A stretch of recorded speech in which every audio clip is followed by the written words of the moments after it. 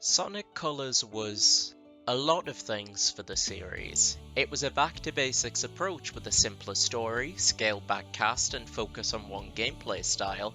It was the introduction of a brand new voice cast, with all the 4Kids voice actors being replaced, with the exception of Eggman, with brand new ones that are still in their roles to this day. This video will be talking about colours broadly for the most part, but the footage will be from the 2021 remaster, Sonic Colors Ultimate, and I'll speak about Ultimate specifically in its own dedicated section. Let's get into it.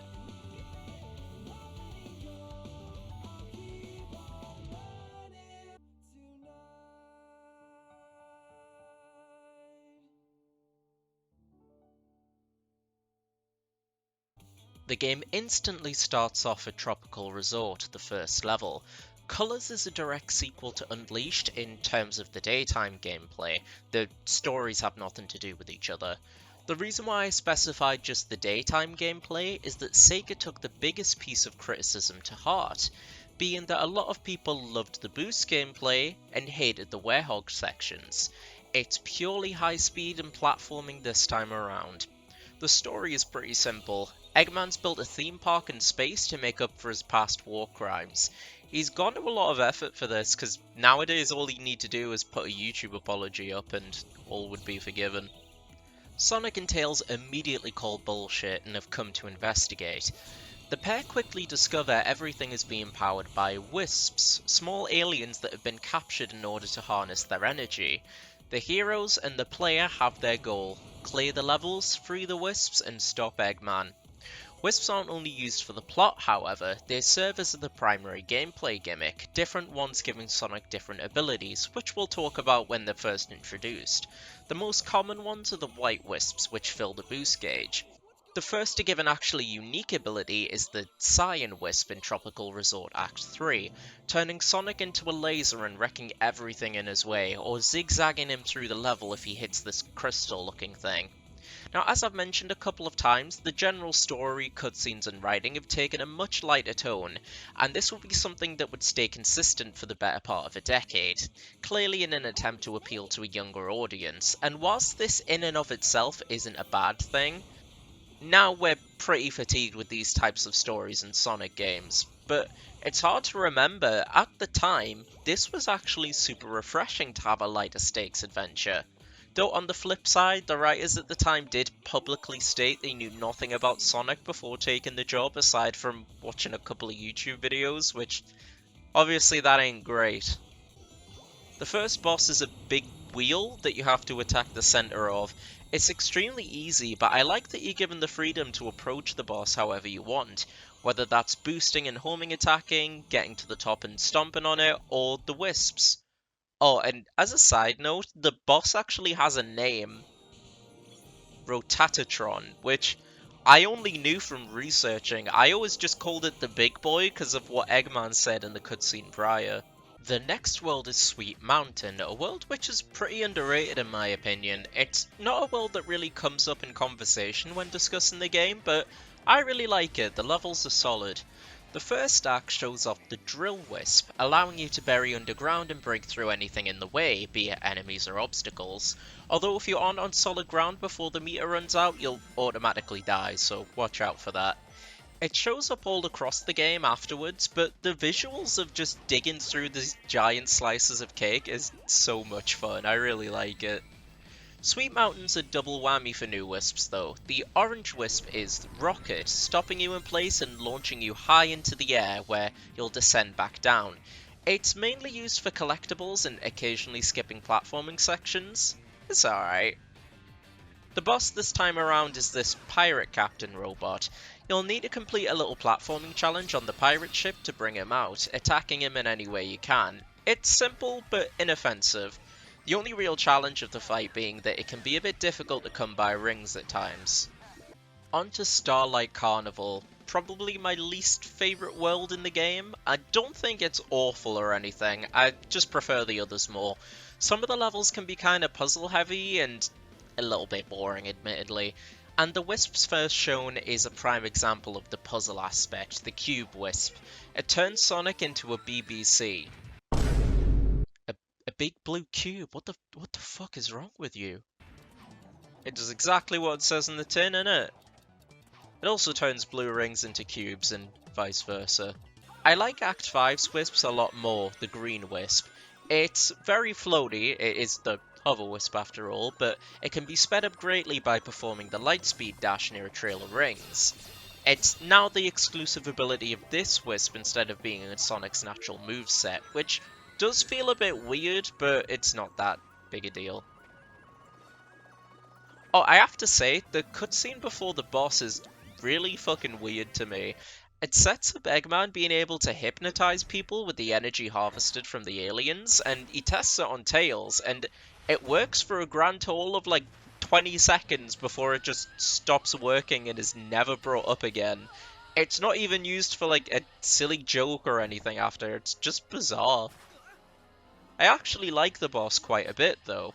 It's a ship you have to catch up to and rapidly homing attack, but if you're quick and manage to snag the Cyan Wisp, you can tear right through it. It kinda reminds me of the Egghawk and Albatross from Sonic Heroes now that I'm thinking about it. Maybe that's why I like it so much, I don't know. Planet Wisp is next, and Act 1 brings the Spike Wisp, turning Sonic into an even spikier ball than he usually is, allowing it to perform the El Clasico, the spin dash. Except you also stick onto walls now and destroy most obstacles, as well as enemies.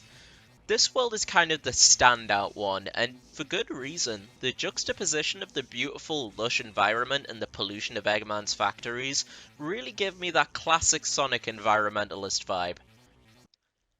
It's here that a big issue with the bosses of Sonic Colors prevents itself, and it's not just the intro cutscenes. Insert funny copyright line here. The issue is that there really isn't any. From Planet Wisp onwards, they're all repeats, not even made different or that much difficult. They just sometimes attack a bit more frequently, and that's only when they fancy it. We're at Aquarium Park, and the first act's theme has to be one of my favourite songs in the whole game. Just the whole leitmotif used through every act is fantastic. Give it a listen.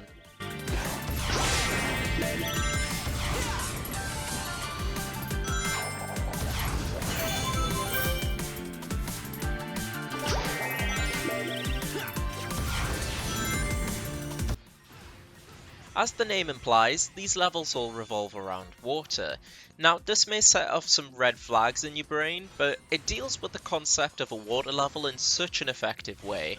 The gameplay stays the same for the most part when you're underwater. You now have infinite jumps though, making it easier to explore and way less likely to drown, since you'll almost always have a get out of jail free card in addition to the bubbles. Rather than annoyingly slow and limited movement being the challenge, it's now exploration. Also, using the Drill Wisp underwater is really fun. The final main planet is Asteroid Coaster, and the map screen music goes so fucking hard.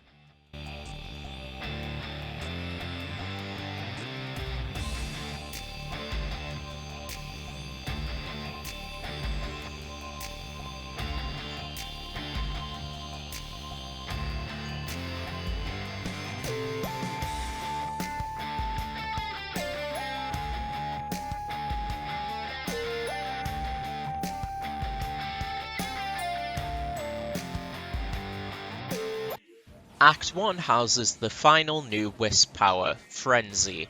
You can turn into this mutant Pac-Man looking thing and just consume whatever happens to be in the way.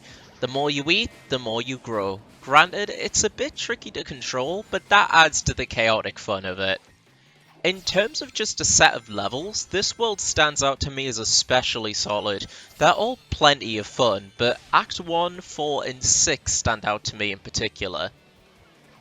After finishing Asteroid Coaster up, all the planets Eggman is chained up are released from his control. The game acts like it's over now for some reason, but it's clearly not, as a locked section of the map gets, well, unlocked, so there's obviously a bit more to go.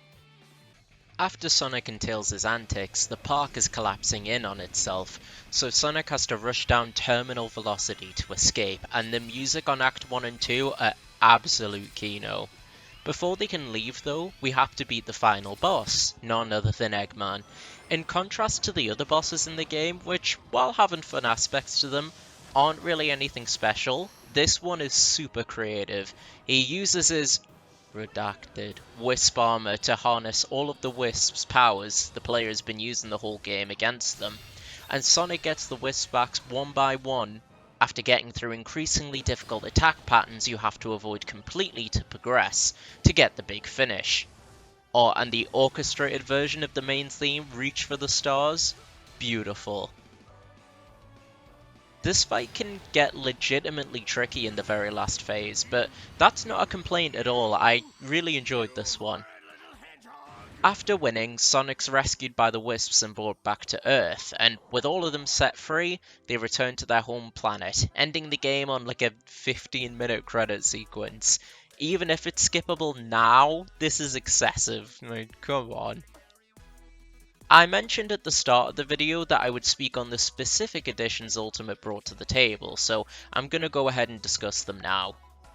Red rings were in the original game, but the placement of some of them have been changed around for the new Wisp implemented in Ultimate, the Ghost Wisp, which is just a worse version of the Hover Wisp in my opinion. I'm not really a fan of this one.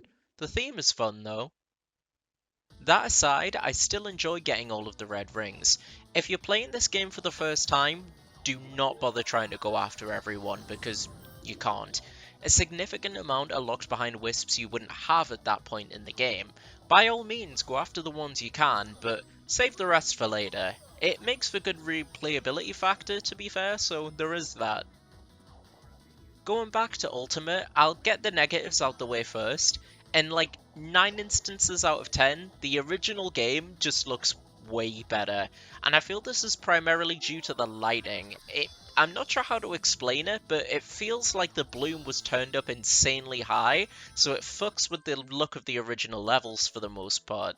It's really strange, and especially noticeable in Tropical Resort and Starlight Carnival. Now, I can't make this video without addressing the launch of the game.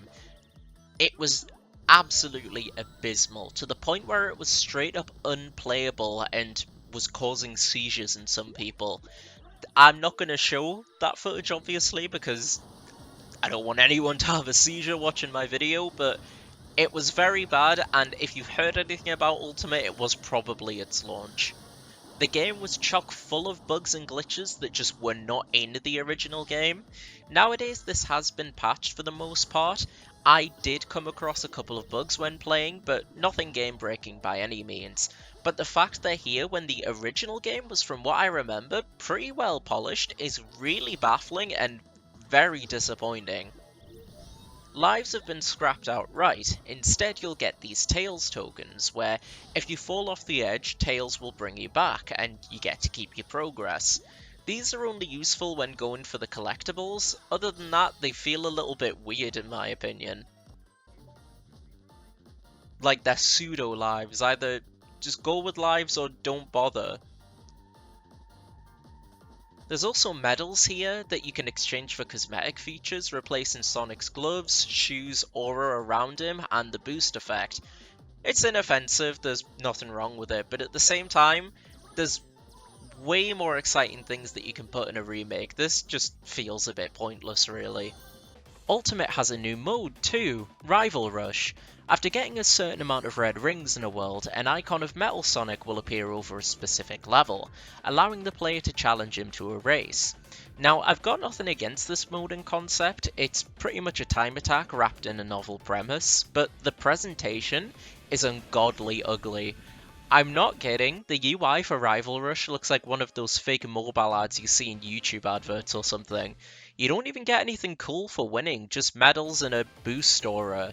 How about something like a palette swap to have a playable Metal Sonic or something?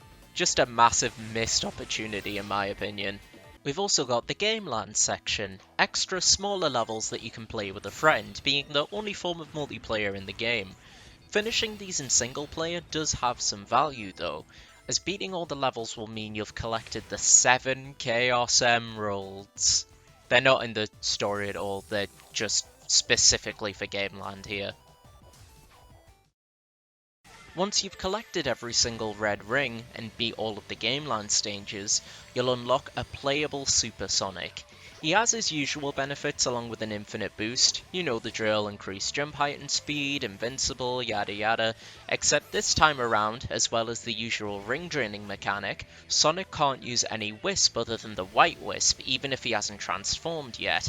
It's a cool little trade-off in my view, makes some levels way easier and others way harder, it's different.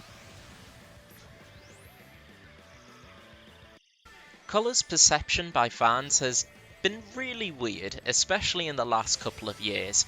It was originally hailed as a return to form and a breath of fresh air for the series, but now it seems like it's really put down upon for the story and its tone, the 2D segments, the Wisps being shoved into later games where they're not needed, and Ultimate's botched launch really didn't help things either. But I don't think a lot of these criticisms are very fair.